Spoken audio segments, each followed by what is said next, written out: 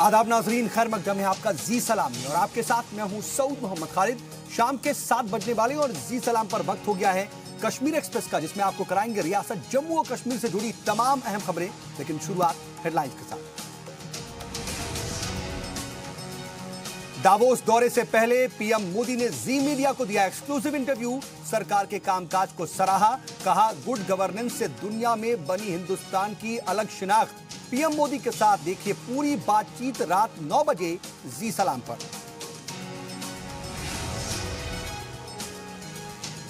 सरहद पर आज भी होती रही पाकिस्तान की जानिब से सीजफायर के खिलाफ वर्जी। 4 जवान शहीद और 5 शहरी हलाक।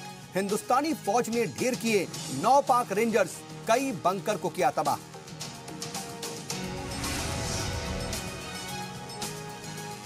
हैवी शेलिंग से सरहदी इलाकों में छाया हुआ है खौफ का माहौल। सैकड़ों अफराद को महफूज मकामात पर किया गया मुंतकिल।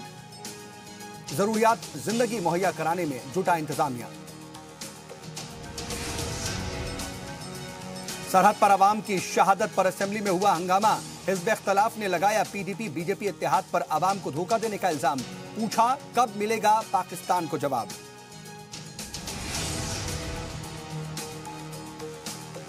और 8 साला मासूम के कत्ल पर ऐवान की कार्रवाई आज भी रही मुतासिर। हिज़्ब इख्तिलाफ ने किया अफसरान के खिलाफ कार्रवाई का मुतालबा। बीजेपी ने कहा सियासत ना करे अपोजिशन। और चलिए कश्मीर एक्सप्रेस में तफसील से आगे बढ़ते, लेकिन सबसे पहले बात करते हैं पीएम नरेंद्र मोदी के एक्सक्लूसिव इंटरव्यू की। जी हां, पीएम नरेंद्र मोदी ने साल का सबसे पहला इंटरव्यू सिर्फ जी मीडिया को दिया है। जी न्यूज एडिटर सुधीर चौधरी के साथ एक्सक्लूसिव बातचीत में पीएम ने आवाम से जुड़े सभी इश्यूज पर तफसील से बात की। मोदी सरकार को यूं तो अपोजिशन कई महाज पर घेरने की कोशिश करता रहता है, लेकिन हर 3 महीने में आने वाली जीडीपी रिपोर्ट पर भी मोदी सरकार को निशाने पर लिया जाता है। सवाल यही है कि क्या मोदी के पीएम बनने के बाद एक नई रवायत शुरू हुई है कि हर 3 महीने के बाद सरकार को इक्तिसादी कसौटी पर कसा जाता है। एक नई परंपरा यह भी शुरू हुई कि जीडीपी ग्रोथ रेट कैसे चल रहा है। इससे पहले मुझे याद है 3-4 साल पहले जनता को इस बात के बारे में पता नहीं होता था कि जीडीपी ग्रोथ रेट कितना चल रहा है। अब उस सेंसेक्स की तरह उसके बारे में हर 3 महीने में छपता है कि ये जीडीपी ग्रोथ रेट अब इतना हो गया, इतना बढ़ गया, इतना कम हो गया, और आपको उसके नाते हर 3 महीने के बाद आपको आंका जाता है। और अगर मान लीजिए उस जितना आपने प्रॉमिस किया उतना नहीं बढ़ा तो फिर आलोचना शुरू होती है। तो ये भी एक नई परंपरा आपके आने के बाद शुरू हुई है। मैं इसे अच्छा मानता हूं। देश का ध्यान अर्थव्यवस्था, विकास, इस पर केंद्रित होना चाहिए। आलोचना है उससे कभी बुरा नहीं मानना चाहिए। लोकतंत्र में आलोचना एक ताकत है। क्रिटिसिज्म नहीं है तो लोकतंत्र चल ही नहीं सकता है। और मैं तो मानता हूं कि हर चीज का एनालिसिस होना चाहिए, अच्छी चीजों का खुलकर के एप्रिसिएशन होना चाहिए, कमियों का खुलकर के क्रिटिसिज्म होना चाहिए। ये लोकतंत्र की मूलभूत ताकत है। लेकिन इसके लिए मेहनत करनी पड़ती है जी। रिसर्च करना पड़ता है, प्लस माइनस पॉइंट सब लेकर के आना पड़ता है। अब आज का गूगल गुरु का जमाना है तो दुनिया इतनी तेजी से दौड़ती है, तो क्रिटिसिज्म न के बराबर होता है, लेकिन एलिगेशंस ज़्यादा हो जाते हैं। और कभी कभी तो एलिगेशंस ही एलिगेशंस होते हैं। तब जाकर के हेल्दी जो चीज़ें उभर करके आनी चाहिए, जो अमृत निकलना चाहिए, वो कभी उसकी कमी महसूस होती है।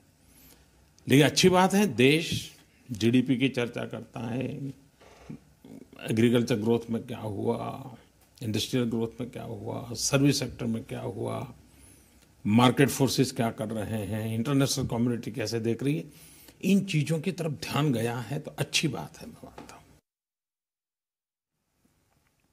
और जी सलाम पर आप ये पूरा एक्सक्लूसिव इंटरव्यू देख सकते हैं रात 9 बजे। बहरहाल बढ़ते हैं आगे।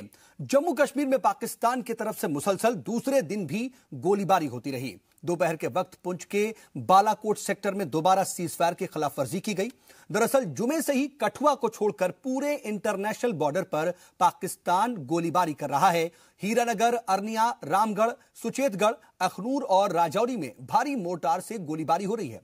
जम्मू कश्मीर के आरएसपुरा और अखनूर सेक्टर में आज सुबह से ही पाक रेंजर्स की तरफ से फायरिंग हो रही है। गोलीबारी के दौरान आज एक और जवान शहीद हो गया। बीएसएफ का यह जवान पुंछ के कृष्णा घाटी में शहीद हुआ। ये दो तस्वीरें आप देख सकते हैं। दो तस्वीरों के जरिए अंदाजा लगा सकते हैं कि इस वक्त क्या कुछ हालात हैं इंटरनेशनल बॉर्डर से लगे हुए तमाम गांवों में। आरएसपुरा सेक्टर में आज 2 लोग पाक गोलीबारी में शहीद हो गए। पाक गोलीबारी में अब तक 4 जवान और 5 शहरी शहीद हो चुके हैं। हिंदुस्तानी जवानों की जानिब से भी पाकिस्तानी ज़हरियत का मुंहतोड़ जवाब दिया जा रहा है। खबरों के मुताबिक हिंदुस्तानी हमले में कम से कम 9 पाक रेंजर्स हलाक हो चुके हैं। वहीं सियालकोट में पाकिस्तान के 4 शहरियों के हलाक होने और 11 के जख्मी होने की भी इत्तला है। इसके अलावा हिंदुस्तानी फौज ने सरहद की दूसरी जानिब पाकिस्तान के कई बंकरों को भी तबाह कर दिया है। आपको बता दें कि कल पूरे दिन पाकिस्तानी रेंजर्स की जानिब से आरएसपुरा, अरनिया, सांबा और हीरानगर सेक्टर में बीएसएफ की 25 चौकियों पर तकरीबन एक साथ गोलीबारी शुरू कर दी गई थी। इस इश्तियाल अंगेज कार्रवाई में बीएसएफ के हेड कांस्टेबल जगबाल सिंह और लांस नायक सैम अब्राहम शहीद हो गए। इसके अलावा हमले की जद में आने से 4 शहरी भी शहीद हो गए, जबकि 10 जख्मी हो गए हैं।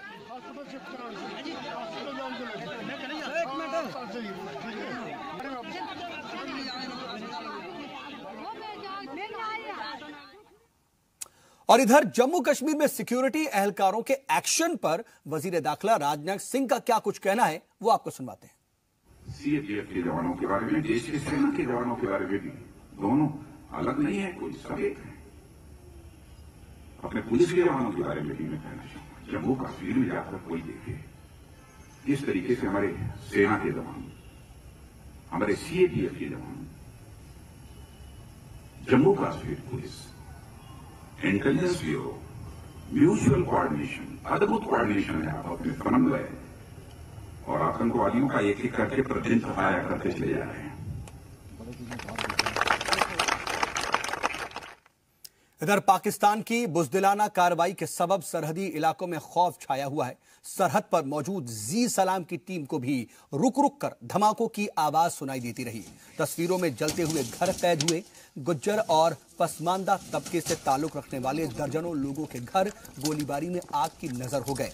पूरा गांव खाली हो चुका है।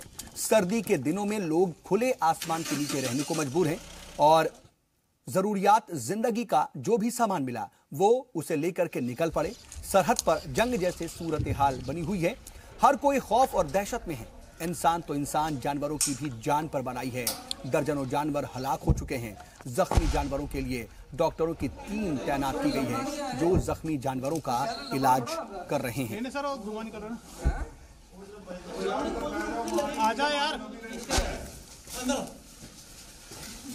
बता दें कि लगातार पाकिस्तान अपनी नापाक हरकतों को अंजाम दे रहा है और 2 दिन से लगातार सीजफायर की खिलाफवर्जी कर रहा है और इंटरनेशनल बॉर्डर से सटे हुए और मुतसिल जो गांव हैं उन्हें भी निशाना बना रहा है। वो वहीं सरहदी इलाकों में रहने वाले तमाम लोग जो हैं वो हमेशा किस तरह की ज़हनी अजियत का शिकार रहते हैं, इसका अंदाजा उनसे बात करने पर ही पता चलता है।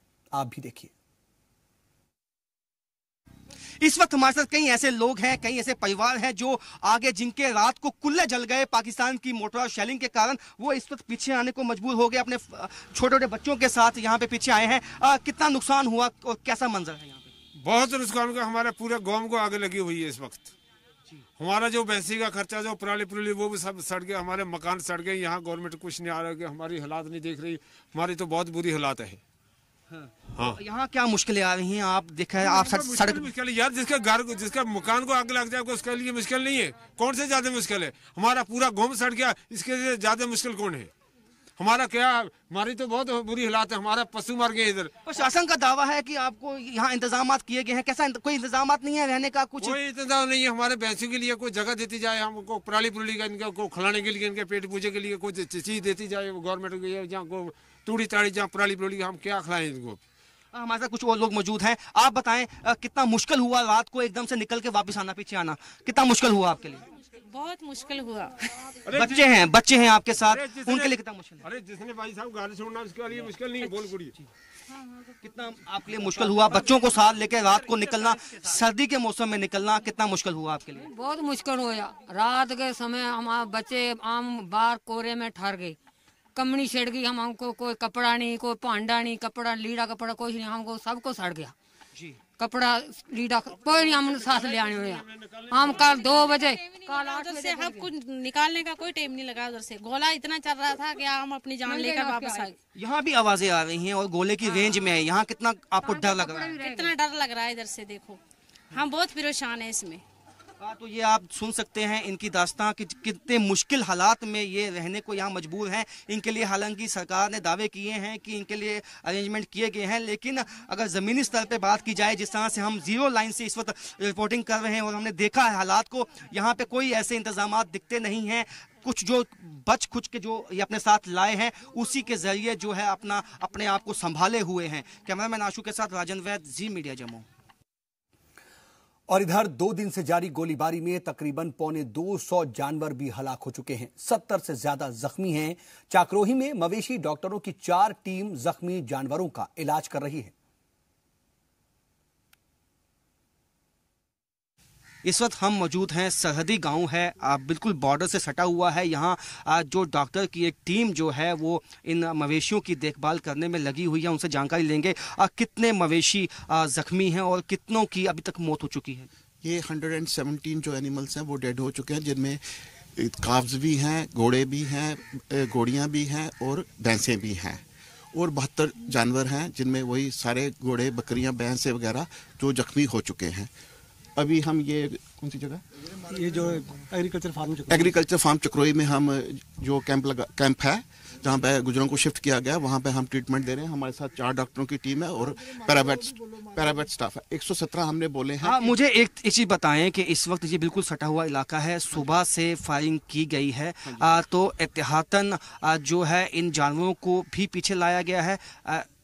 हाँ जी, ये जोड़ा फार्म में बेसिकली ये लोग रहते हैं गुज्जर्स, और इनको वहाँ से शिफ्ट करके यहाँ पे चक्रोई ये एग्रीकल्चर फार्म में लाया गया है। कितना इस वक्त चैलेंजिंग है आपके लिए, क्योंकि आपने बोला 117 मवेशी अभी घायल हैं और 100 जिनकी डेथ हो चुकी है और उससे ज़्यादा यहाँ घायल हैं। कितना चैलेंजिंग है, क्योंकि 4 डॉक्टरों की टीम है, क्या ये काफ़ी है? ये चैलेंजिंग तो बहुत है हमारे लिए, क्योंकि एक तो फायरिंग हो रही है और दूसरा हमारे पास इतनी कोई फैसिलिटीज़ भी नहीं है, ना तो कोई बुलेट प्रूफ जैकेट है, ना कोई कुछ है, कि ना ही हमारी इंश्योरेंस है कि हम लोग जाएं और पीछे से हमको कुछ दुर्घटना घट जाए तो हमारे लोगों का कौन देखभाल करेगा।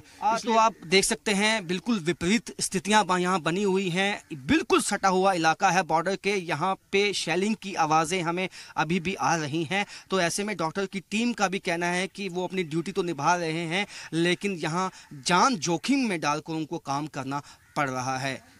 कैमरामैन आशु के साथ राजन वैद, जी मीडिया जम्मू। इधर पाकिस्तान की जानिब से हो रही शेलिंग के पेश नजर राजौरी जिले के सरहदी इलाकों में 82 स्कूलों को बंद कर दिया गया है। लोगों को महफूज मकामात पर मुंतकिल किया जा रहा है। डीडीसी राजौरी ने मीडिया से बात करते हुए कहा कि लोगों की जान व माल की हिफाजत के लिए इंतजामिया हर तरह के इकदाम उठा रहा है। सिचुएशन कल से काफी टेंस रही है। कल फर्स्ट सीजफायर वायलेशन जो जंगल एरिया में नौशहरा में हुआ था, उसके बाद काफ़ी इलाकों में ये कंटिन्यू हुआ। मुंजा कोट के ऐसे एरिया और राजधानी विलेज जो इससे पहले अनअफेक्टेड थे, वहाँ पे भी कल शेल्स लैंड हुए हैं और सुंदरबनी में भी काफ़ी लॉस हुआ। बट आज सुबह से कोई सीजफायर वायलेशन की रिपोर्ट नहीं आई है। स्टिल हमने अपने स्टाफ को अलर्ट रखा है और लोगों के साथ कोऑर्डिनेशन में है। स्कूल्स को 3 दिन के लिए बंद रखा है और किसी किस्म की इवेंचुअलिटी में अगर किसी को इवैक्यूएट करने की जरूरत है किया जाएगा, क्योंकि कैंप। और इधर आरएसपुरा के एसडीएम नरेश कुमार हालात पर लगातार नजर बनाए हुए हैं। मौके पर मौजूद रहकर के वो लोगों की जरूरियात और मसाइल को हल करने की कोशिश कर रहे हैं। जी सलाम से बात करते हुए उन्होंने बताया कि मुतासिरा लोगों की हिफाजत और नागहानी सूरत हाल से निपटने के लिए इंतजामिया पूरी तरह से तैयार है। की ओर से पूरी रात फायरिंग होती रही हमारे बॉर्डर विलेजेस के ऊपर, और सुबह हैवी फायरिंग हुई जिसमें हमारे अभी तक 2 कैजुअलिटीज आज हुई हैं और 10 लोग इंजर्ड हुए हैं, जिनको हम लोग जो यहाँ पे ट्रीटमेंट के काबिल थे तो यहीं पे ट्रीटमेंट किया, अदरवाइज जो थोड़ा सा लगता था उनको हमने जीएमसी में रेफर किया। बॉर्डर पे अभी भी फायरिंग चल रही है और लोग इवैक्यूएट होकर उनको करवाया गया है और यहाँ पे हमने जो शेल्टर होम्स बनाए हैं वहाँ पे लोगों को लाया जा रहा है। और हमारी यही कोशिश है कि सारे के सारे लोग, तमाम लोग जो भी डेंजर जोन में आ रहे हैं वो सारे के सारे उनको शिफ्ट करके आरएसपुरा में लाया जाए। बेसिकली क्या लोगों का एक ट्रेंड रहता है कि वो वहाँ से शिफ्ट होकर लोगों के घरों में आ जाते हैं और जैसी सुबह होती है तो बेचारे अपने काम के लिए, क्योंकि ज़मींदार लोग हैं और इनको अपने जानवर की भी करनी होती है, तो लिहाजा वो सुबह जाते हैं तो सुबह पाकिस्तान की ओर से फायरिंग हो जाती है। तो हम लोग कोशिश यही कर रहे हैं कि जितने भी डेंजर जोन में हमारे कम से कम 20-22 विलेजेज जो है बिल्कुल पाक की एक रेंज पे रहते हैं और बिल्कुल टारगेट पे रहते हैं, तो उनको शिफ्ट करके हम सेफ सेंटर्स पे ला रहे हैं। लोग हमारे पास सेंटर्स इस्टेब्लिश हो चुके हैं, तो लोग जो है आज तक सेंटर्स में कम आ रहे हैं। हम लोग चाहते हैं हमारे सेंटर तक पहुँचें। यहाँ हमने हर फैसिलिटी को रखा हुआ है, हमने टीम्स बनाई हुई हैं, वहाँ पे बेडिंग का भी है, वहाँ के पानी का, टॉयलेट्स का जो भी है। अब आप तो कहीं ना कहीं जानकारी का अभाव है। नेचुरली ये लोग या तो मतलब लोग घरों से निकलना नहीं चाहते। मैं तो चाहता हूँ कि हम सब की ड्यूटी है कि लोग जो है एक दूसरे को ये कन्वे करें कि जिस तरीके से भी हो सके।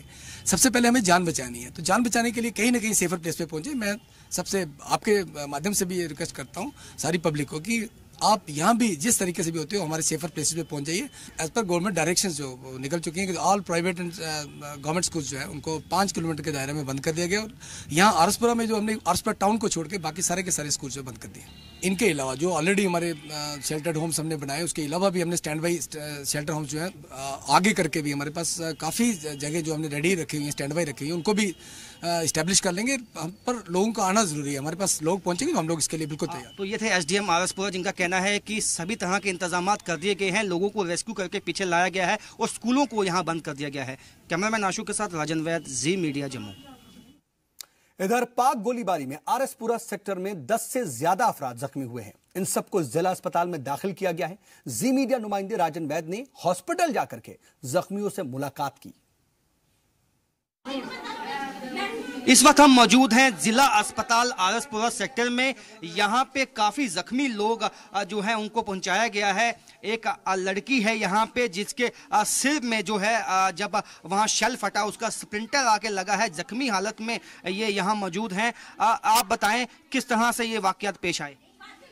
रात को 9 साढ़े 9 बजे का टाइम था, मैं पढ़ रही थी रूम में, अचानक से ब्लास्ट हुआ और आकर हमारे रूम में पड़ा। लाइट्स वगैरह बंद होगी, सब कुछ तारे वगैरह सब कुछ, वायर्स टूट गई थी, टूट चुकी थी सब कुछ, हमारे डोर्स तक टूट चुके थे, बाहर निकलने का रास्ता तक नहीं मिल रहा था। बहुत मुश्किल से बाहर निकल के हम दूसरे घर पे गए, सामने वाले पे। वहाँ पे जाके हम बैठे, जब मैंने देखा तो मेरे सिर में इतनी ब्लीडिंग हो रही थी कि और वहाँ पे एम्बुलेंस तक की भी कोई था नहीं कि हम एम्बुलेंस तक पहुँच सकें, क्योंकि फायरिंग बहुत ज़्यादा हो रही थी। उस टाइम बाहर भी नहीं निकला जा रहा था हमसे। रात को सर सोए थे घर पे, टोंकला हमारा गाँव है, तो रात को अचानक ही फायर खुल गया सर, और हम डर के अंदर घर में भी थे। तो अपने गांव में सभी जगह बम फट रहे थे, तो बेड़े में जब ऐसा बम पड़ा तो हमारे दरवाजे सारे टूट गए। छोटी बच्ची थी ये घर पे, इसको भी लग गई और सारा ही मतलब नुकसान हो गया सर। सिर्फ लत्ता ही लगी है सिर्फ, ते बेड़ में बाहर निकले बस बेड़ बैठे थे पे फिंगर लगी है। हमारे घर के सारे दरवाजे टूट गए। मैं तीनों बच्चे एक बेड पर सोए थे, मैं 4 भाई पर सोए थे। हमारे को निकलने का रास्ता नहीं मिला और लाइट भी ऑफ हो गई। उस टाइम मैं दौड़ती रहती आंगन में गई, दूसरे पड़ोसियों को आवाज लगाई, तभी वो मेरे को पकड़ के ले गए, बच्चों को आगे ले गए, और इनका पापा भी नहीं घर में। तो आप देख सकते हैं कितनी कैसी स्थिति है, कितना दहशत का माहौल है। खासकर यहाँ पे जख्मियों का जो आने का तांता है वो लगा हुआ है लगातार। अस्पताल में, जिला अस्पताल है आरएसपुरा सेक्टर का, और लोगों को कहना है जिस तरह के दावे किए गए प्रशासन की तरफ से वैसा कोई इंतजामात उनको ज़मीनी स्तर पर नहीं दिखा। कैमरामैन आशु के साथ राजन वैद, जी मीडिया, जम्मू। इधर सरहदी इलाके बिश्ना के रुकन असेंबली कमल अरोड़ा ने भी हालात नॉर्मल बनाने के लिए हिंद पाक मुज़ाकरात शुरू किए जाने का मुतालबा किया। जी सलाम से बात करते हुए उन्होंने कहा कि सरहद पर जारी कशीदगी का सबसे ज्यादा नुकसान आवाम को उठाना पड़ता है। लगातार इस खबर को हम ट्रैक कर रहे हैं कि सरहद पे सब कुछ ठीक ठाक नहीं है, और सरहदी इलाकों के जो वहाँ के विधायक हैं उनसे बात करने की कोशिश करते हैं। अब चलते हैं बिश्ना, हमारे साथ लोकल विधायक यहाँ के मौजूद। दिन और रात पूरा ये मॉर्टर शेलिंग चल रही है और बहुत सा नुकसान हुआ। इस गवर्नमेंट ने हमारी बिल्कुल सुध नहीं ली। यहाँ तक कि यहाँ का कोई मिनिस्टर या कोई ब्यूरोक्रेट हमारे एरिया में गया ही नहीं है, और वहाँ पे कैजुअलिटी हुई। एक हमारी बच्ची पिंडी चाड़का की, उसकी कैजुअलिटी होगी, उसको कोई वहाँ से उठाने वाला नहीं था। जब वहाँ मैंने उसको उठा के उसका पोस्टमार्टम भी करवाया, और यहाँ से कोई भी गवर्नमेंट की तरफ से कोई भी यहाँ से ब्यूरोक्रेट या कोई भी वहाँ नहीं गया। और मैं ये कहूँगा कि सिर्फ जानी नुकसान तो है, काफ़ी लोग इंजर्ड भी हुए। कोई तकरीबन 40-50 गांव हैं हमारे जो पूरे टारगेट में हैं, और जो शेलिंग जो है वो ये लगातार हो जा रही है। मैं कहूँगा जब से ये मोदी साहब ने प्राइम मिनिस्टर आए हैं, इन्होंने पूरी कंट्री का दौरा किया। जब दौरा करते हैं ये बयानबाजी वहाँ से करते हैं, दिल्ली से करते हैं, और जो यहाँ से बयानबाजी करते हैं, और ये मॉर्टरी शेलिंग हमारे पे होती है, हम गरीब लोग मारे जाते हैं। मेरा होम टाउन अर्निया में है। मैं प्राइम मिनिस्टर साहब से रिक्वेस्ट करूँगा कि जब आप ये बयानबाजी करते हैं, कोई 3-4 MP मेरे घर में भेज दीजिए। मेरे घर में रहेंगे, खाना भी खाए मिलेगा, सब कुछ मिलेगा, और वो देखेंगे यहाँ आके क्या हालत है हमारे लोगों की। मैंने इनको बोला कि जो आप हमें बंकर दे रहे हो, हमें बंकर नहीं चाहिए, हमें 5-5 मरले के प्लाट दे दे तो सेफ जगह जहाँ बड़े आराम से लोग मेरे रह सकें। और मैंने आज ही कहा, अब भी बमबारी चल रही है, तो इस टाइम भी मैंने रिक्वेस्ट की कि जैसे भी है तो मैंने कहा प्राइम मिनिस्टर साहब से मैं कहूँगा कि ये पाकिस्तान से बैठ के बात करें कि हमारी शेलिंग तो बंद हो। पाकिस्तान की जानिब से सीज फायर की मुसलसल खिलाफ वर्जी पर आज असेंबली में भी खूब हंगामा हुआ। सरहद पर जारी कशीदगी के लिए हिज़्ब इख्तलाफ ने रियासती हुकूमत के साथ साथ मरकज की NDA हुकूमत को भी जिम्मेदार ठहराया। साबिक असेंबली स्पीकर और नेशनल कॉन्फ्रेंस के सीनियर लीडर अकबर लोन ने जी सलाम से बात करते हुए कहा कि हिंद पाक को बातचीत के जरिए हालात को नॉर्मल बनाने की कोशिश करनी चाहिए। लगातार वॉकआउट का सिलसिला जारी है। हमारे साथ बात करने के लिए नेशनल कॉन्फ्रेंस के सीनियर लीडर साबिक रियासती असेंबली के स्पीकर मोहम्मद अकबर लोन साहब। लोन साहब, आज के वॉकआउट को आप किस तरह से जस्टिफाई करते हैं? ये वॉकआउट आज उस वक्त शुरू हुआ जबकि अपोजिशन ने एंटायरली ये जो अभी बॉर्डर पर जो आर पार शेलिंग हो रही है उसमें लोग मजबूर हो जाते हैं, मारे जाते हैं, लोग बेघर हो रहे हैं, और इस सारी चीज़ को इजहार करने के लिए और हुकूमत को जवाबदेह बनाने के लिए वो अपोजिशन वाले ये चाहते थे कि स्पीकर हमें मौका दे ताकि हम ये बात ऐवान में रखें, और हुकूमत से ये राय जाना चाहती कि उन्होंने इस बारे में क्या क्या इकदाम कर रखे हैं। क्योंकि बदकिस्मती की बात है कि स्पीकर ना इधर का सुना ना उधर का सुना, तो उसने आनन फानन उनको कह दिया कि हाँ ये बाद में वो ये वगैरह टकराने की बड़ी कोशिश की। इस पर रूलिंग पार्टी वाले भी कुछ खड़े हो गए, उन्होंने भी जब शोर करना शुरू किया तो यहाँ से अपोजिशन वालों ने उनको कह दिया कि आपने बड़े धूमधाम से कहा था कि हमारे पास 28 इंची के बदले 56 इंची अब छाती है, अब हम दिखाएंगे पाकिस्तान को ये वगैरह। तो उन्होंने उनको कहा कि भाई आपने तो उनके लिए कुछ नहीं किया, आप देखिए जो मर रहे हैं, आर भी मर रहे हैं, पार भी मर रहे हैं, इनके बारे में तो आप सोच लीजिए। तो इस पर ये इजहार ख्याल करना चाहते थे। स्पीकर ने जब कुछ नहीं सुने तो गवर्नमेंट ने was not also in a position to explain it. तो सबसे ज़्यादा जो गंभीर बात हुई थी वो ये है कि मरकज़ी वज़ीर जो डॉक्टर जितेंद्र जी हैं, उसने कुछ कहा है कि अपोजिशन वालों को बॉर्डर पर क्या हो रहा है इस बारे में कोई उनको फिक्र नहीं है, सियासत नहीं करनी चाहिए। तो उस पर ये ज़्यादा ही आग बगोला हो गए, और जो जितेंद्र जी को कहा कि आप ये सियासत न करिए और देख ले हमारा क्या कंसर्न है। क्योंकि 3 दिन से लगातार अपोजिशन वाले बॉर्डर पर हो रहे जो भी शेलिंग है उस पर अपने ख्याल। लोन साहब, एक आखिरी सवाल होगा कि क्या किया जाना चाहिए, क्योंकि ये तो सिक्योरिटी प्रिज्म से देखें तो गोलाबारी चलती रही है 87 से, क्या किया जाना चाहिए? नहीं, देखिए मैं आपको बताऊंगा, ये सबसे बड़ी बात ये है कि ये जो इसका कोर इशू जो है, जो इसका असली इशू है, वो that is to be resolved, that is the Kashmir issue. जो जब तक ना आप हिंदुस्तान पाकिस्तान के साथ बैठकर बात करें कि भाई हमारे और आपके दरमियान में क्या झगड़ा है, किस चीज़ का झगड़ा है, और कश्मीरी अवाम को इसमें साथ बिठा के जो इसके जो हैं कंसर्न लोग हैं उनके साथ में बैठकर बात करनी चाहिए। ये तो इसका तरीका, वरना ये शेलिंग्स होते रहेंगे और बिला वजह आम शहरी मारा जाता है। बहुत बहुत शुक्रिया लोन साहब। नेशनल कॉन्फ्रेंस के सीनियर लीडर मोहम्मद अकबर लोन का कंसर्न है कि हमने आज बात रखी थी, स्पीकर ने इजाज़त नहीं दी कि इस मसले को हम ज़ोर शोर से उठा उठाएं। और वहीं डॉक्टर जतिंदर सिंह जो कि पीएमओ में वजीर ममलिकत है, उनके इस बयान के बाद कि रियासती असम्बली में अपोजिशन को इस पर सियासत नहीं करनी चाहिए, इस पर भी हमने एतराज़ जताया। अब देखना होगा कि किस तरह से दोनों मुल्कों के इन तलख रिश्तों को बेहतर किया जा सके ताकि ये शेलिंग हमेशा हमेशा के लिए रोक दी जाएगी। अशरफानी के साथ सईद तजम्मुल, जी मीडिया, जम्मू। और चलिए यहां रुकेंगे एक छोटे से वक्फे के लिए, जल्द होते हैं हाजिर कुछ और अहम खबरों के साथ।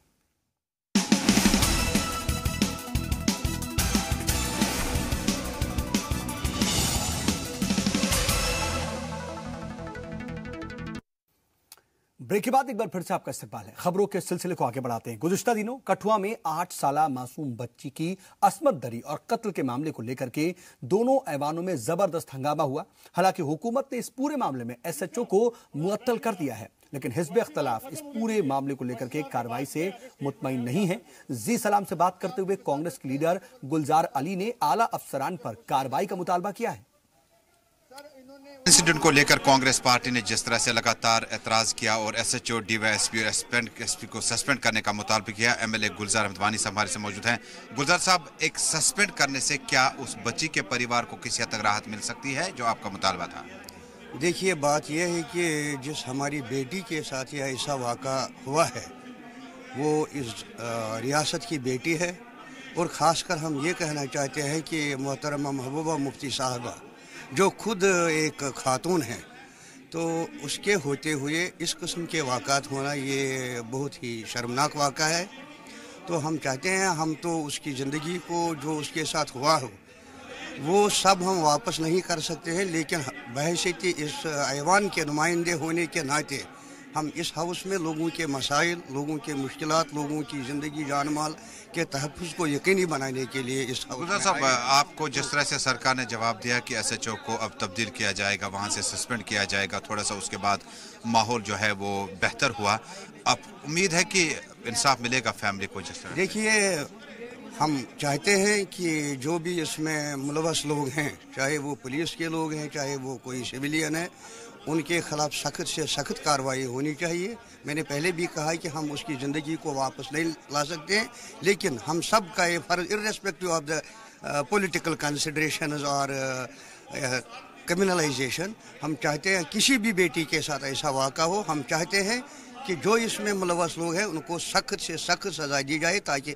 आइंदा ऐसे वाक़ात रोनमा न हो। बहुत बहुत शुक्रिया। गुलजार अहमद वानी, कांग्रेस पार्टी के सीनियर लीडर एमएलए, बता रहे हैं कि ये कांग्रेस का कंसर्न जो आज था वो न सिर्फ एक बेटी को लेकर था, बल्कि ऐसा ना हो कि इस तरह के वाक़यात दोबारा से पेश आ जाएं, और हमने सही मानों में आज अपना हक अदा किया, दबाव बनाया, और एसएचओ को सस्पेंड करने का मतलब हो गया कि अब फैमिली को थोड़ा सा जो इंसाफ है वो मिलना शुरू हो जाएगा। अशरफानी के साथ सईद तजम्मुल, जी मीडिया, जम्मू।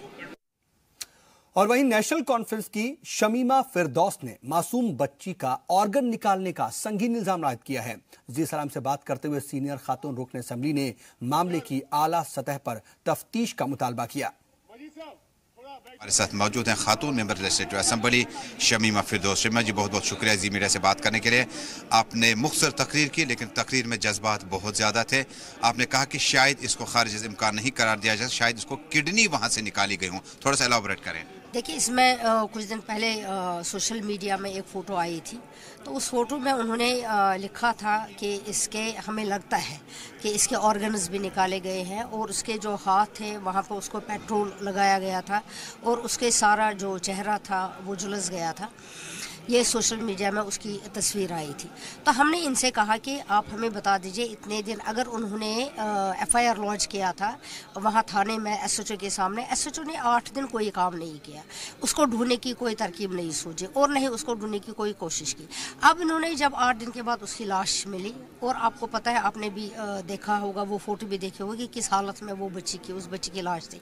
उन्होंने तब से आज तक भी कुछ नहीं किया। उन्होंने कहा कि हमने क्लूज़, हमें कुछ मिले, लेकिन हकीकत यह है जो उसमें लगता है हमें, जो हमें भी बहुत सारे ज़राया होते हैं, उनसे हमें जो मालूमात हासिल हुई है वहाँ पर कोई और है मुलज़िम, तो उसका अभी उन्होंने नाम नहीं दिया। उन्होंने कहा कि एक माइनर लड़का है 14 साल का, जो कि उसके लिए काफ़ी नामुमकिन सी बात है कि वहाँ से कत्ल करना, फिर वहाँ लेना, रेप करना, तो इसमें कोई और भी है जो दर पर्दा है। हमने कहा इनसे, जब एसएचओ वही है डीएसपी वही है, एसपी वही है, उनके होते हुए इसमें मुझे हमें नहीं लगता है जो इंसाफ मिले। अगर सही इंसाफ देना ही है इस बच्ची को, इसके घर वालों को, तभी मिलेगा जब ये लोग वहाँ पे नहीं होंगे, क्योंकि ये मैटर जो हमें लगता है ये हशप करना चाहते हैं। अगर हशप मैटर हो तो फिर कहाँ से, अगर यही लोग हैं जो इसकी इंक्वायरी करने के लिए है, जो वहाँ पे देख के इन्वेस्टिगेट करेंगे कि मैटर है किसने किया। तो मैम, रियासत के वजीर जाहिद मुस्तफा मीर अब्दुर्रहमान वीरी साहब ने अब कंसर्न दिखाया कि वहाँ से एसएचओ को सस्पेंड किया जाएगा और इन्वेस्टिगेशन जो फेयर तरीके से चलाई जाए। आप मुतमईन है अपोजिशन? अभी तक तो हम मुतमईन नहीं है। इन्होंने कहा कि हमने इनसे कहा डीएसपी को भी आप अटैच कीजिए, सस्पेंड कीजिए और एसएचओ को भी। जब तक वो ऑर्डर नहीं आएगा तब तक हमें लगता है ये सिर्फ दलीलें हैं। इन्होंने परसों भी कहा, परसों से क्यों नहीं किया? आपको पता होगा जब पिछले दिनों इनको सस्पेंड करना था या अटैच करना था वो डायरेक्टर सिक्किम्स, 2 मिनट इन्होंने नहीं दिए, 2 मिनट सिर्फ डॉक्टर्स के किसी ने खता की तो उसको भरा जेल, उसको उसकी नौकरी खत्म हो गई। अब जबकि ये जेन्युइन मसला है, ये इंसानी मसला है, औरतों का मसला है, उसका मर्डर ही नहीं हुआ है। मर्डर से ज्यादा जो सख्त मसला है वो रेप है। क्या किया अभी तक? तो 8-10 दिन हो गए, अभी तक कोई किलो सामने नहीं है। जुडिशियल इंक्वायरी का मतलब है कि even dead body can be taken out, वहां से लाके उसका पोस्टमार्टम ऑफिसर रिपोर्ट वगैरह। जी वो जरूरी है। अगर उसकी बॉडी निकालेंगे तब तक हमें पता चलेगा इसके क्या ऑर्गन्स, बेशक वो निकाले हैं, इसके साथ क्या क्या हुआ है, तभी तो जो हकीकी शक्ल है वो हकीकी सूरत सामने आएगी। तब बहुत बहुत शुक्रिया मैम, आपका बहुत बहुत शुक्रिया। शमीमा फिरदौस लेजिस्लेटिव नेशनल कॉन्फ्रेंस हबा कदर कॉन्स्टिट्यूंसी को रिप्रेजेंट करते हैं, कहते हैं कि शायद आसफा के ऑर्गन्स जो थे उसको बाहर निकाला गया था और वो चाहते हैं कि जुडिशियल इंक्वायरी में जहां पहले से ही एसएचओ को सस्पेंड करने की बात चली है, एसडीपीओ और कंसर्न ऑफिसरों को लिखित में, रिटर्न में इन्हें चाहिए कि उनको सस्पेंड किया गया है, उसके बाद डेड बॉडीज को कब्र से बाहर निकाला जाए, एफएसएल रिपोर्ट का वेट किया जाए ताकि आसफा को और उसके घर वालों को किसी हद तक इंसाफ दिया जा सके। अशरफानी के साथ सईद तजम्मुल, जी मीडिया, असेंबली सेक्रेटरीट, जम्मू। और उधर बीजेपी के रियासती सदर सत शर्मा ने इस पूरे मामले को सियासी रंग ना देने की अपील की है। जी सलाम से खास बात करते हुए सत शर्मा ने कहा कि कातिल को उसके अंजाम तक पहुंचाने के लिए हुकूमत पुरज़्म है। सरकार को बिलाखिर मानना पड़ा कि एसएचओ को वहां से सस्पेंड करके आसफा के परिवार को इंसाफ दिलाया जा सकता है। हमारे साथ मौजूद हैं सत शर्मा जी, भारतीय जनता पार्टी के प्रेसिडेंट साहब, रियासती सरकार को जिस तरह से दबाव अपोजिशन ने बनाया कि एसएचओ को सस्पेंड किया जाना चाहिए, पहले वीरी साहब कह रहे थे हम कोशिश करेंगे, उनको शिफ्ट करेंगे, फिर जावेद साहब ने स्टेटमेंट दिया, आप किस तरह से देखते हैं? ऐसा है कि ये ठीक है कि जो भी वाक़या हुआ है बच्ची के साथ, और बच्ची सबके साझे होते हैं, irrespective of the caste and creed, irrespective of the religion, वो सबकी साझी बच्ची थी। और ऐसे समय में बच्ची के साथ जो ऐसा व्यवहार हुआ है वो ठीक नहीं है, अशोभनीय है। और हम सब भारतीय जनता पार्टी के जितने भी हमारे विधायक हैं या पूरी की पूरी असेंबली में कहना चाहता हूं, सब ने मिलकर इसकी निंदा की है। और हम लोग चाहते हैं कि जल्द से जल्द कल्प्रिट्स को जो है वो पकड़ा जाए। और जिस तरीके का एक वातावरण उन्होंने कॉन्स्टिट्यूंसी में फैलाने की कोशिश की है, ऐसा वातावरण किसी भी कॉन्स्टिट्यूंसी में जो है वो आने नहीं दिया जाएगा। भारतीय जनता पार्टी का मानना है कि ये ठीक है कि जो लोग भी इसमें इन्वॉल्व हैं, अगर ऑफिशियल्स इन्वॉल्व हैं, पार्टी की तरफ से भी हमारा स्टैंड था, हमारे विधायक ने अपनी बात कहने की कोशिश भी की थी, लेकिन शोर शराबे के बीच में नेशनल कॉन्फ्रेंस और कांग्रेस से काफ़ी लोग जो थे वो शोर कर रहे थे। हमारे लोकल विधायक ने अपनी बात कहने की कोशिश की थी, लेकिन उसे कहने नहीं दिया गया। हमारा भी यही कहना था कि जो लोग भी इन्वॉल्व हैं, चाहे वो ऑफिशियल्स हैं, चाहे वो वहाँ के लोकल हैं, उन लोगों पर जो है जल्द से जल्द कार्रवाई होनी चाहिए और वो लोग सलाखों के पीछे दिखने चाहिए। बहुत बहुत शुक्रिया। भारतीय जनता पार्टी के स्टेट प्रेसिडेंट सत शर्मा के मुताबिक ये मामला सियासी नहीं बल्कि इंसानियत का मामला है और इसकी तहकीकात जल्द से जल्द मुकम्मल की जानी चाहिए। अशरफानी के साथ सईद तजम्मुल, जी मीडिया, जम्मू। ज़राई शोबे और उससे जुड़े दीगर इदारों की तरक्की के लिए हुकूमत मुख्तलिफ इक़दामात पर अमल पैरा है। महकमे से मुताल्लिक बहस में हिस्सा लेते हुए वजीर ज़राअत गुलाम नबी लोन ने ऐवान को बताया कि फसलों की पैदावार बढ़ाने, किसानों के लिए मार्केटिंग के बेहतर मौके, बासमती, जाफरान, आलू और टमाटर की खेती को फरोग देने के लिए हुकूमत मुख्तलिफ प्रोजेक्ट पर काम कर रही है। एक इनिशिएटिव हमने लिया है, डेवलपमेंट ऑफ स्ट्रीटगढ़ बासमती राइस क्लस्टर। जो हमारी बासमती है, आरएसपुरा बहुत मशहूर है, ये सब जानते हैं बासमती के लिए, लेकिन उनकी जितनी बुरी हालत थी वो किसी की नहीं थी। जब मैं उधर गया मैंने टूर किया तो मैंने देखा कि वो बड़ी बुरी हालत में है। इसके लिए हमने क्लस्टर एक बनाया सुचीतगढ़ का और इसका आरएसपुरा का। इसमें हमने जो इंटरवेंशन किया और हमने कोशिश की कि उसको थ्रस्ट दिया जाए, असिस्टेंस इनको दी जाए सीड्स की, ऑर्गेनिक फर्टिलाइजर की and plant protection measures, vermi compost production की। इसके लिए हमने एक प्रपोजल बनाया जिसका एस्टिमेटेड कास्ट है 11.66 करोड़ रुपए। 3 साल का यह प्रोजेक्ट है। इसमें इस साल 66 लाख रुपए रिलीज हो गए और 66 लाख रुपए में से 51 लाख रुपए हमने खर्च भी किए। इसी तरह आरएसपुरा बासमती राइस क्लस्टर, उसके लिए हमने 12 करोड़ रुपए 3 साल के लिए रखे। इस साल 60 लाख हमें रिलीज हो गया और 50 लाख खर्च भी किया। Development of saffron village Sambora under RKVY, ये हमने शुरू किया। Virus free tomato seed village Kalidarjan Budgam में हमने शुरू किया। Establishment of apiculture cent clusters Ramban और कुपवारा डिस्ट्रिक्ट्स में, जिसके लिए एस्टिमेटेड कास्ट 13 करोड़ रुपए और अभी तक रिलीज जो हुआ 25 लाख रुपए हुआ, जिसमें 15 लाख हमने खर्च भी किया। Establishment of intensive vegetable development cluster in Srinagar, Pulwama, Budgam, Anantnag in Kashmir division और कुठवा और जम्मू डिवीजन। और इससे कबल 23 अरकाने असेंबली ने इस बहस में हिस्सा लिया। अरकाने असेंबली ने सरकार से मजीद एग्रीकल्चर यूनिवर्सिटी के कयाम, खेती के जदीद तरीक़ेकार के इस्तेमाल, खाद और बीज के वक्त पर फराहमी के अलावा किसानों की जिंदगी बेहतर बनाने पर मसला भी उठाया।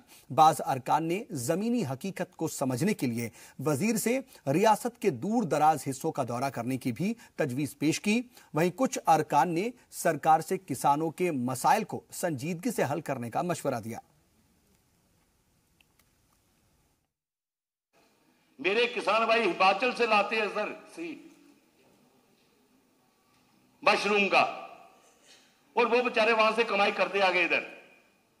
और इन्होंने 2006 में लगाया था सर एक, और आज तक ये बताएं मुझे किस बंदे को इन्होंने कंपोज दिया वो, और क्या चलान करोगे यार किसान का। और बड़ी खुशकिस्मती की बात है, जिस तरह सुखनंदन जी कह रहे थे कि उन्होंने सबसे पहले ट्रैक्टर से जो है वो सीखा है, ट्रैक्टर चला के सीखा। और मेरे ख्याल में इधर 50% लेजिस्लेचर ऐसे होंगे जो हल चला के शुरू किए हैं। आप तो मॉडर्न टेक्नोलॉजी की बात करते हैं, हम तो वहां से शुरू हुए हैं जहां से खेती बैल जोत के किए हैं। अगर बजट के बारे में हम देखेंगे, ये प्रायोरिटी सेक्टर होने के बावजूद बजट में जो चीज़ का ये हकदार है, जिन हुकूमत का ये हकदार है, कतई तौर इसको इग्नोर किया गया स्टेट गवर्नमेंट ने। जनाब फार्मर्स के लिए कोई इंस्टीट्यूट खोलने चाहिए कश्मीर में, जम्मू में, जो दूर दराज के इलाके हैं जिसको किसानगर भी कहते हैं। कि यहाँ देखिए फार्मर्स को कोई जानकारी नहीं रहती है, कोई उनको ट्रेनिंग का नहीं है, या किसी दूसरी स्टेट से कोई फार्मर आए, आपस में इंटरेक्शन हो, वो बैठे, तो इसमें आपको देखना चाहिए। MLA Kalakot actually belongs to Poonch, ये पुंछ के रहने वाले हैं, सुनकोट के, और पिछले 3 सालों में ये कोई मेरे ख्याल 3-4 टूर इन्हें किए हैं वहाँ पुंछ में। लेकिन बदकिस्मती से आई वॉज नेवर इन्फॉर्म्ड कि honourable minister is coming here eight Poonch. तो मैं एक इनको कन्वे करना चाहता था मैसेज कि हम यह अजब गल का तमना तम गैर पिछानो ना हमना। और यहां रुकेंगे एक और छोटे से वक्फे के लिए, जल्द होते हैं हाजिर कुछ और अहम खबरों के साथ।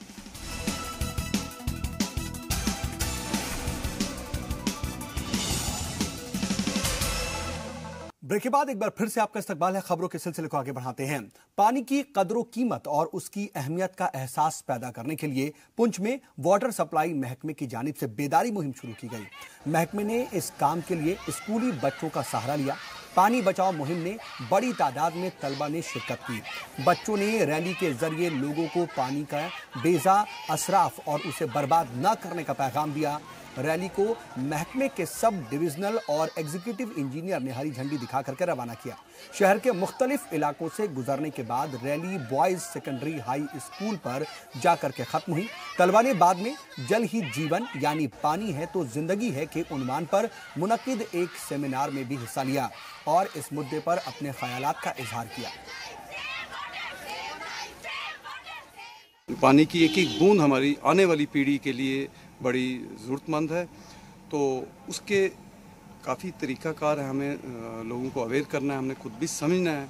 जैसे वाटर हार्वेस्टिंग टैंक, जैसे काफ़ी डिपार्टमेंट हैं, रूरल डेवलपमेंट हैं, दूसरे डिपार्टमेंट ये वाटर हार्वेस्टिंग टैंक भी गाँव वगैरह में बनाते हैं। तो हम ये पैगाम पब्लिक को देना चाहते हैं कि जो बारिश का पानी है उसको कंजर्व किया जाए। फुटपाथ पर नाजायज कब्जा या फिर गाड़ियों का आड़ा तिरछा खड़ा करना, ये ऐसी चीजें हैं जिससे शहरों का ट्रैफिक निजाम बुरी तरह से मुतासिर होता है। इस हवाले से अमूमन हर जगह एक जैसी सूरत हाल है। पट्टन भी इससे मुख्तलिफ नहीं है। मेन मार्केट से लेकर के हॉस्पिटल रोड तक जगह जगह बेतरतीबी से गाड़ियां खड़ी रहती हैं और एसडीएम पट्टन ने ऐसे तमाम गाड़ी मालिकों को अपनी गाड़ी स्टैंड में खड़ा करने की हिदायत दी है और इंक्रोचमेंट मुख्तलिफ मुहिम के तहत एसडीएम ने फुटपाथ पर लगी तमाम दुकानों को भी हटाने की हिदायत दी है। उन्होंने कवानीन की पाबंदी न करने वालों के खिलाफ सख्त कार्रवाई की बात कही है। ये हमारे निहालपुरा जो रोड है, निहालपुरा रोड हॉस्पिटल रोड जिसको हम कहते हैं यहाँ पटन में, हम लोगों की बहुत शिकायत होती थी कि यहाँ पे ये सोमोज इलीगली पार्कड रहती है। एक सोमो स्टैंड टाइप इन्होंने एक मेन रोड पे डेवलप किया है। इस बार में हमने इनको कई बार वार्न भी किया लेकिन ये बाज नहीं आए और आज हमने इसमें एक बाज़ाब्ता मुहिम कर दी कि इन सबको हमने यहाँ से सोमो जितनी भी यहाँ हैं पार्क रखते हैं इनको इविक्ट कर दिया। अब हमने as in on humanitarian grounds इनको उनके लिए एक स्पेस भी देख के रखी है कि जो हमारा बेसिक मेन टाउन में जो एक बस स्टैंड है वहाँ पे ये पार्क कर सकते हैं फॉर शॉर्ट ड्यूरेशन। अदरवाइज़ तो ये रनिंग सोमो से इनको आना है और सवारी को डिबोर्ड करके या सवारी लेके इनको जाना है। अब हमने इनको थोड़ा सा स्पेस भी वहाँ पे दे दी है कि वो कल से हमने इनको पूरी तरह वार्न किया है कि कल से यहाँ कोई गाड़ी खड़ी नहीं रहेगी। जो भी गाड़ी होगी सोमो यहाँ पे होगी उसको हम सीज कर लेंगे। इधर university of agriculture science and technology में बदउनवानी के मामलात की जांच के लिए हाउस कमेटी तश्कील दी है। यूनिवर्सिटी इंतजामिया के इस फैसले का नॉन टीचिंग एम्प्लॉइज एसोसिएशन ने खैर मकदम किया है। एमएलसी सुरेंद्र चौधरी की जानिब से यह मामला कानून साज काउंसिल में उठाए जाने के बाद चेयरमैन ने हाउस कमेटी तश्कील कर मामले की जांच के अहकाम दिए हैं। एसोसिएशन ने कमेटी के दायरे कार को बढ़ाते हुए इसमें डेली वेजर्स को मुस्तकिल किए जाने और शोबों को इजाफे का मुद्दा भी शामिल करने का मुतालबा किया। काम रिसर्च टीचिंग एक्सटेंशन भी बढ़ गया है। बढ़ते आगे, जनता दल यूनाइटेड ने भी सरहदी इलाकों के बाशिंदों की हालत जार के लिए हुकूमत की तनकीद की है। जम्मू में मुनक्किद प्रेस कॉन्फ्रेंस में पार्टी के रियासती सदर जीएम शाहीन ने यह कहा कि सरकार लोगों से तहफ्फुज का एहसास पैदा करने में बुरी तरह से नाकाम साबित हुई है। वहीं बीजेपी पर आवाम को गुमराह करने का इल्जाम आयद करते हुए कहा कि उसने बाज़ाब्तकारी से मुताल्लिक अपने किसी भी वादे को अब तक पूरा नहीं किया है। सबसे पहले मैंने अपने पार्टी वर्कर्स को आज के दिन पे मुबारकबाद दी जो उन्होंने रिसेंटली अभी national president and CM Bihar Nitish साहब को जम्मू आने पर जो उन्होंने वेलकम दिया, अपना स्टार्ट अपनी दिखाई उस पर, और जो नए साथी जैसे हमारी महिला प्रेसिडेंट जो अभी जिन्होंने चार्ज लिया और ज्वाइन किया जनता दल यूनाइटेड भी, और साथ में जो बॉर्डर्स के हालात जो हमारी बने हुए हैं इस वक्त आज के दिन पे, जबकि भारतीय जनता पार्टी ने काफी जो मौजूदा सरकार है उनके वादे थे कि उनको रिहैबिलिटेट किया जाएगा, लेकिन आज तक पिछले 4 दिनों से जबकि काफी लोगों की डेथ हो चुकी है, काफी लोग जख्मी है, माल मवेशी उनका लापता है और लोगों का पता नहीं कि लोग कहां पे, कि ये सरकार, कितनी शर्म की बात है कि ये सरकार जो है बॉर्डर तक भी नहीं जा सकी। उनको देखने की जो जहमत है, जो तकलीफ है, वो भी इन लोगों ने नहीं की। और चलिए कश्मीर एक्सप्रेस के आखिर में वक्त हो चला है 5 मिनट में 25 खबरें आपको दिखाने का।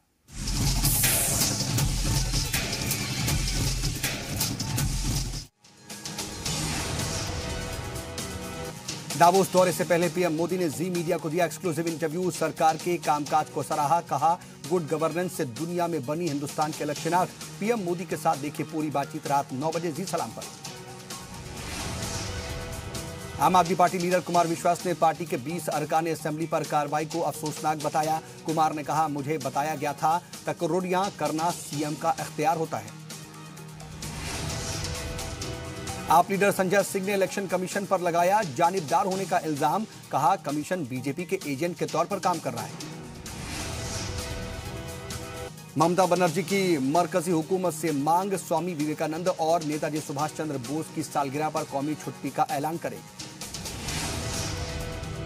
मध्य प्रदेश में 20 बल्दियाती सीटों में से 16 के नताइज का ऐलान। 8 सीटों के सदर के ओहदे पर खिला कमल, 7 पर कांग्रेस का कब्जा तो 1 पर आजाद उम्मीदवार की जीत। असदुद्दीन ओवैसी की पार्टी एमआईएम भी कर्नाटक असेंबली में उतारेगी उम्मीदवार। मुस्लिम अक्सरियत वाले इलाकों पर होगी ओवैसी की नजर।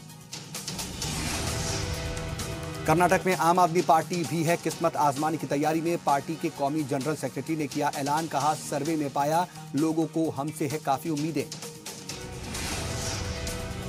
जम्मू कश्मीर में पाकिस्तान की तरफ से चौथे दिन भी फायरिंग जारी। कठुआ को छोड़कर पूरे इंटरनेशनल बॉर्डर पर पाकिस्तान गोलीबारी कर रहा है। पाक फायरिंग में अब तक कुल 9 लोगों की मौत, 4 जवान शहीद और 5 शहरी हुए हलाक, कई अफराद जख्मी। पाकिस्तान की तरफ से हीरानगर, अरनिया, रामगढ़, सुचेतगढ़, अखनूर और राजौरी में भारी मोर्टार से गोलीबारी हो रही है। जम्मू कश्मीर के आरएसपुरा और अखनूर सेक्टर में आज सुबह से ही पाक रेंजर्स की तरफ से फायरिंग हो रही है, जिसका हिंदुस्तानी जवानों ने भी मुंहतोड़ जवाब दिया है। इससे पहले कल दिन भर पाकिस्तानी रेंजर्स ने जम्मू कश्मीर के 4 सेक्टर आरएसपुरा, अरनिया, सांबा और हीरानगर में बीएसएफ की 25 चौकियों पर तकरीबन एक साथ गोलीबारी की। बांदीपोरा में ट्रेडर्स फेडरेशन के अरकान ने महकमा बिजली के खिलाफ एहतजाज किया। बांदीपोरा में बिजली सप्लाई में नाकाम होने की वजह से किया एहतजाज। महकमा बिजली के खिलाफ नारेबाजी भी की। बांदीपोरा को जोड़ने वाली सड़कों को भी घंटों तक ब्लॉक किया। 8 साल लड़की के रेप और कत्ल को लेकर के असेंबली में अपोजिशन ने हंगामा किया। इस मामले पर हुकूमत ने हीरानगर के एसएचओ को मुअत्तल करने का हुक्म भी दिया, लेकिन अपोजिशन इससे मुतमईन नहीं। अपोजिशन मुलजिम के खिलाफ सख्त कार्रवाई करने का कर रही है मुतालबा। कठुआ के हीरानगर इलाके में हुई थी वारदात। हंदवाड़ा में हॉर्टिकल्चर डिपार्टमेंट की जानिब से एक रोजा किसान मेला और हॉर्टिकल्चर एक्सपो का इनेकाद किया गया। मेले का मकसद किसानों को जदीद तकनीक से रूबरू कराना था, ताकि किसान जदीद तकनीक का इस्तेमाल करके पैदावार में इजाफा कर सकें। मेले में 500 से ज्यादा किसानों ने हिस्सा लिया। रियासत में बिजली के बहरान से निपटने के लिए काबीना वजीर अशिया नक्काश ने एक जायजा मीटिंग ली। मीटिंग में मुताल्लिका महकमे के आला अफसरान मौजूद रहे। अफसरान को बिजली बहरान से निपटने की हिदायत दी गई। मसले के जल्द हल की भी लोगों को कराई गई यकीन दहानी।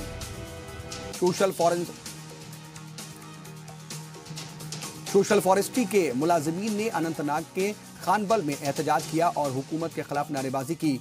मुलाजिमीन ने मुतालबा किया कि उनको जल्द से जल्द ऑनलाइन किया जाए। उन्होंने जी सलाम से कहा कि वो लोग कई बरसों से काम कर रहे हैं, लेकिन उन्हें अब तक ऑनलाइन नहीं किया गया। बारामूला के ख्वाजा बाग में एक घर में आग लग गई। फायर अमले ने कहा कि इस घर में गैर मकामी लोग ठहरे हुए थे। आग लगने की वजह से घर को मामूली नुकसान पहुंचा है। पुलिस और आर्मी मौके पर पहुंची। रामबन के पटनी टॉप में सालाना विंटर कार्निवाल का आगाज हो गया है। महकमाए सयाहत के इश्तराक से कार्निवाल मुनक्किद किया गया है। एमएलए रामबन नीलम लंगेहन रही मेहमान खुसूसी। कानपुर में जेर तामीर इमारत का एक हिस्सा गिरा, 2 की मौत, कई मजदूरों के दबे होने का खदशा। राजस्थान के कोटा में कोचिंग स्टूडेंट ने फांसी लगाकर खुदकुशी की। जनवरी महीने में अब तक 4 लोग सुसाइड कर चुके हैं। राजस्थान के जालौर में तालिबे इल्म को बुरी तरह से पीटा। दूसरे दिन मुतासिरा के भाइयों की भी पिटाई की, केस दर्ज। बेंगलुरु के सबसे बड़े तालाब बेलांदूर झील की आलूदगी और कचरे में लगी आग, सैकड़ों लोग मुतासिर। लोगों ने आग के लिए सरकार को बताया जिम्मेदार। उड़ान के दौरान भी अब किया जा सकेगा मोबाइल का इस्तेमाल। ट्राई ने दी इन फ्लाइट कनेक्टिविटी की मंजूरी। हिफाजती कानून पूरा करने के बाद एयरलाइंस दे सकेंगी सहूलियत।